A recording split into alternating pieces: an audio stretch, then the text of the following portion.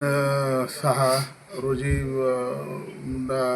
भूसंपादन अधिकाऱ्याला पत्र दिलं होतं, कलेक्टर साहेबाला आणि तहसीलदार साहेबाला, एस सी साहेबाला. मी उपोषणाला मागीले बसलो होतो. आणखी मला पुन्हा 6 तारखेपासून उपोषणाला बसायची वेळ येऊ नका. माझ्या मागण्या आहेत ते मान्य, ज्या काय मागण्या आहेत ते मागणी माझ्या पहा आणि मान्य करा असं म्हणलं होतं. पण त्यांनी माझी मागणी मान्य केल्या नसल्यामुळं मी दिनांक 6 पासून गंगाजी बापू इथं उपोषण माझ्या गंगेत करणार होतो. पण पोलीस प्रशासनानं मला रोखल्यामुळं मी या मंदिरामध्ये उपोषण केलं. आज 4था दिवस उपोषणाचा आहे.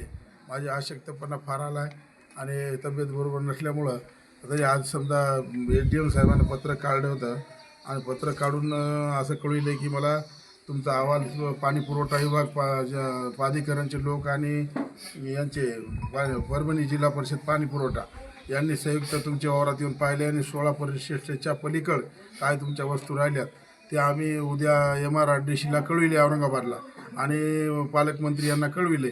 यांचा सगळं त्यांना कळविले आणि आमचे पूर्णचे तहसीलदार साहेब, वोधीकर साहेब, या तहसीलदार साहेबाचा मान ठेवून म्हणून मी आज हे उपोषण त्यांच्या म्हणण्याप्रमाणे आज मी मागं घ्यालो, तुरंतच थांबालो. आणि नंतर माझं उपोषण पुन्हा आणखी तात्पुरतंच थांबलेलं आहे. नंतर मला न्याय मिळाल्याशिवाय मी थांबणार नाही. आमचे शिंदेसाहेब मंडलाधिकारी आणि आमच्या ताई शेलगावकर ताई यांनी माझं उपोषण येऊन आमचे तहसीलदार साहेब यांचा मी खरा म्हणजे मान ठेवून आज समजा त्यांच्या वोधीकर साहेबाचा मान ठेवून मी आज हे उपोषण मागे घेत आहे. आज या प्रसंगी एवढंच बोलतो. आणि पुढील कारवाई करण्यासाठी आता त्यांनी मला सांगितलं की तुम्ही MRDCकडे जा.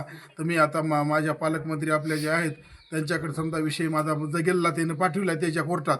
आता आम्ही त्यांच्यामार्फत भांडवून नाही काम पडलं तर पुन्हा आणखी आम्ही एखाद्या वेळेस आम्ही पुन्हा उपोषणाला बसू. समजा नाही जर आम्हाला प्रतिसाद मिळाला तर मी आता कलेक्टर ऑफिस किंवा डेप्टी कलेक्टर ऑफिसलाच उपोषणाला बस